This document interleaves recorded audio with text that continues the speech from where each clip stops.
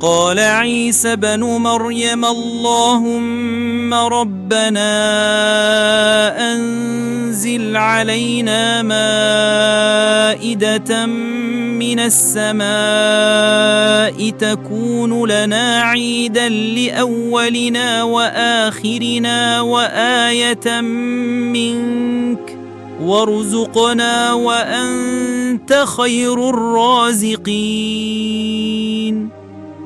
আল্লাহর পক্ষ থেকে নাজিলকৃত সূরা মাঈদা, ঈসা আলাইহিস সালামের হৃদয়স্পর্শী প্রার্থনা। বিসমিল্লাহির রহমানির রহিম। আসসালামু আলাইকুম ওয়া রাহমাতুল্লাহি ওয়া বারাকাতুহু। সম্মানিত ভাই ও বোনেরা, আজ আমরা কোরআনের একটি অতীব গুরুত্বপূর্ণ ও শিক্ষণীয় আয়াত নিয়ে আলোচনা করব। এটি হলো সূরা আল মাঈদা, আয়াত ১১৪, যেখানে আল্লাহ তাআলা আমাদের জন্য তুলে ধরেছেন নবী ঈসা আলাইহিস সালামের এক গভীর দোয়ার দৃশ্য।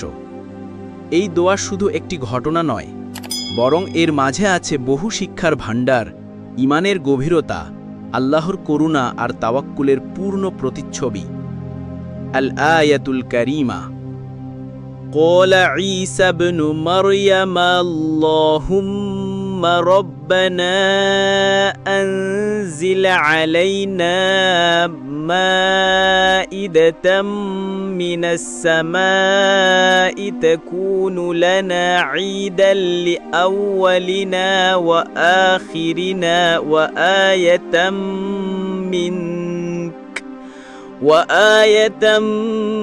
منك وارزقنا وأنت خير الرازقين। ঈসা ইবনে মরিয়ম বললেন, হে আল্লাহ, আমাদের পালনকর্তা, আমাদের প্রতি আকাশ থেকে একটি খাদ্যপূর্ণ খাঞ্চা অবতীর্ণ করুন, যা আমাদের জন্য, আমাদের প্রথম ও শেষ প্রজন্মের জন্য এক উৎসব স্বরূপ হবে এবং আপনার পক্ষ থেকে একটি নিদর্শন হবে। আপনি আমাদের রিজিক দিন, নিশ্চয়ই আপনি শ্রেষ্ঠ রিজিক দাতা। প্রেক্ষাপট: ঈমান ও নিদর্শনের আকুল আবেদন।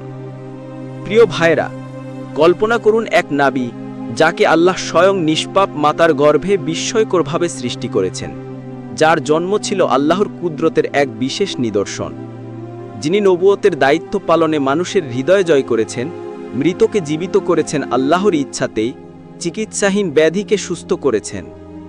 এই নবী ঈসা আলাইহিস সালাম যখন তার উম্মতের অনুরোধে আকাশ থেকে এক মাঈদা, এক সুসজ্জিত খাবারের খাঞ্চা আনবার জন্য আল্লাহর দরবারে হাত তোলেন, তখন তিনি কেবল খাদ্য চাচ্ছেন না, তিনি চাইছেন ঈমানকে দৃঢ় করতে, আল্লাহর নিদর্শন হিসেবে কিছু উপস্থাপন করতে, এবং এমন এক দিন যা হয়ে থাকবে চিরস্মরণীয়, ঈদের দিন, আনন্দ ও কৃতজ্ঞতার দিবস।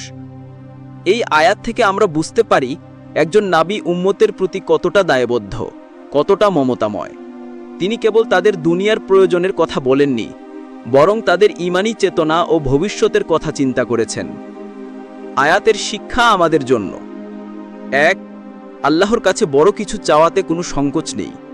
ঈসা আলাইহিস সালাম চাইলেন আকাশ থেকে খাবার। আমাদের চাওয়া তো খুবই সামান্য, কিন্তু আমরা কতবার আল্লাহর কাছে খোলা হৃদয়ে চাই। ২. ঈদ কেবল এক উৎসব নয়, তা হলো কৃতজ্ঞতা, ঐক্য এবং আল্লাহর অনুগ্রহের স্মরণ। ঈসা আলাইহিস সালাম চাইলেন এই দিনটা প্রথম ও শেষ প্রজন্মের জন্য ঈদ হোক। এর মানে ঈদ এমন এক দিন যা মানুষকে সংযুক্ত করে, অতীতকে মনে করায়, ভবিষ্যতের প্রতি দায়বদ্ধ করে। ৩. রিজিকের মালিক একমাত্র আল্লাহ। তিনি দোয়ার শেষে বললেন, আপনিই শ্রেষ্ঠ রিজিক দাতা। এর অর্থ হলো চেষ্টার পাশাপাশি রিজিকের বিষয়ে অন্তরে পূর্ণ আস্থা রাখতে হবে একমাত্র আল্লাহর উপর। আমাদের জীবনে প্রয়োগযোগ্য দিকগুলো: যখন আমরা সংকটে পড়ি, যখন জীবনে অভাব আসে, তখন আমাদের উচিত প্রথমে আল্লাহর কাছেই হাত তোলা। কোনো নবী হাল ছাড়েননি, আমরাও যেন আশা না হারাই। আজ আমাদের সমাজে ঈদ হয়ে গেছে শুধুই পোশাক, খাবার আর বিনোদনের উৎসব, অথচ ঈদের প্রকৃত অর্থ হলো আল্লাহর রহমত ও দয়া স্মরণ করে কৃতজ্ঞ হওয়া।